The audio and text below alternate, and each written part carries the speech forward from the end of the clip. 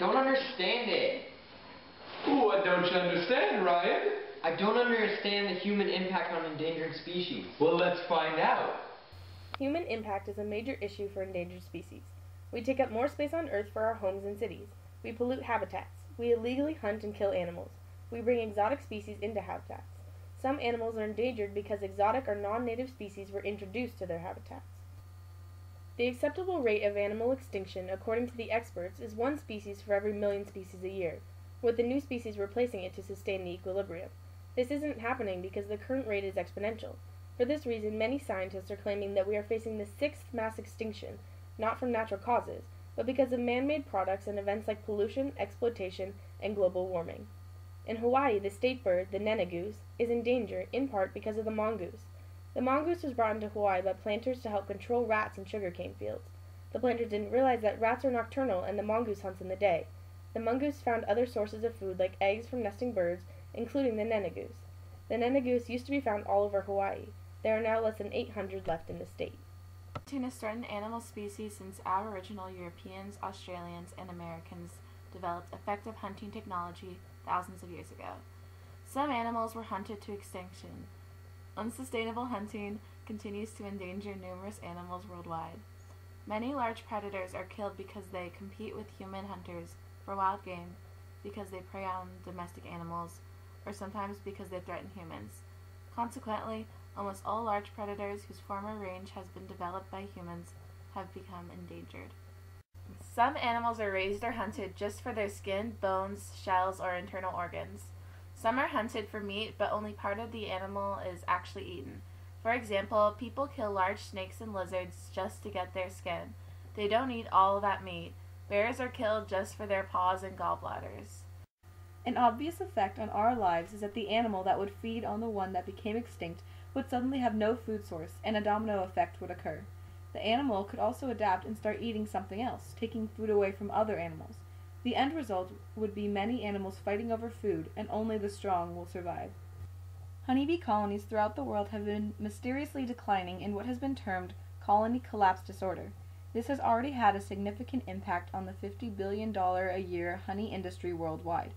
Over the past 50 years, populations in the United Kingdom have been declining, with 3 conspicuous breeds becoming extinct and 9 others now considered to be endangered. And this is being felt by honey producers as well as the region's fruit growers who depend on the bees to pollinate fruit. The polar bear, which lives in the northernmost regions of the world, is considered to be the first species to become directly endangered due to the effects of global warming. Many scientists consider global warming to be a direct result of greenhouse gases getting trapped in the atmosphere because of the burning of fossil fuels. Because the polar ice caps are shrinking, so are inhabitable areas for polar bears.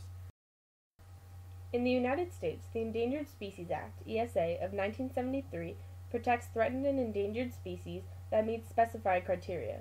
Many nations have their own version of ESA and, like the United States, are members of the World Conservation Union, IUCN, and signatories of the Convention of International Trade in Endangered Species of Wild Fauna and Flora, CITES. The Bald and Golden Eagle Protection Act makes it illegal to import, export, or take bald or golden eagles, or to sell, purchase, or barter their parts, or products made from them, including their nests or eggs.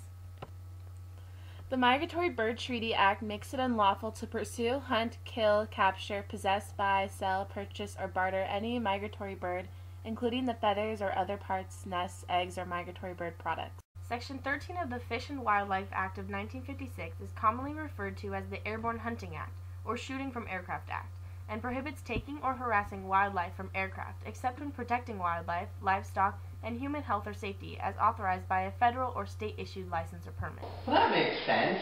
What can I do about it? What can you do? What can you do? Every one of us is part of this world, and so what we do or don't do has an impact on the world around us. Don't dump! Do not pour paint or chemicals into the ground or into the gutter.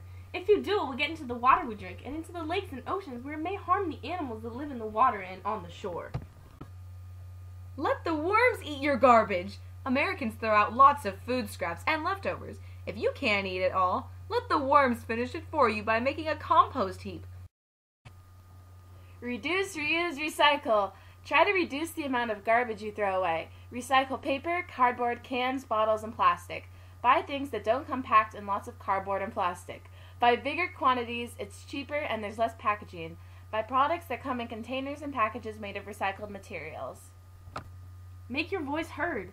Find the name of your mayor, governor, senator, representative, and the president of the United States in your telephone book. Write one letter a month to one of them and tell them what you think about something that affects the environment in your neighborhood, town, county, state, or the country. And that's how you can help. Thanks, Mr. Park Ranger, sir. No problem, son.